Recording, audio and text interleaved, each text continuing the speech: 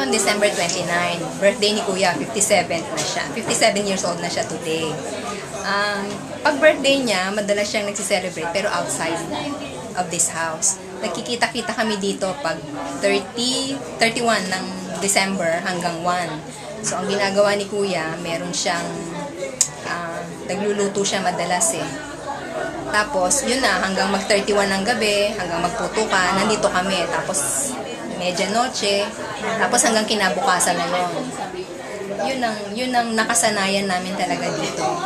So, yun siguro dahil 29 pa lang ngayon, ang mamimiss siguro namin pagdating ng 31. Kasi wala na yung nagluluto ng roast pork, gumagawa ng salad, marami siyang laging bagong ginagawa pag nandito siya.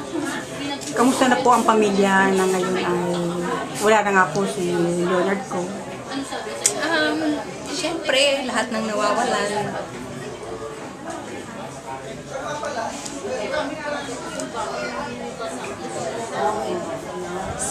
Si Papa lalo na.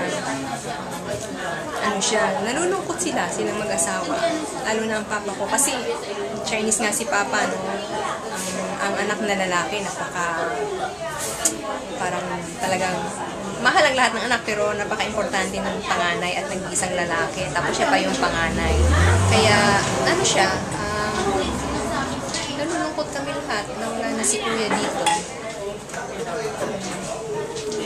First tatay po naka-recover na, saka si nanay. Siguro, hindi mo masasabing nakaka-recover. Siguro, luluwag lahat, gagaang lahat, kung meron ng justice para sa kuya mo. Yun lang talaga. Kung meron na yun, masakit man na nawala siya, happy na kami kasi nabigyan na siya ng hustisya.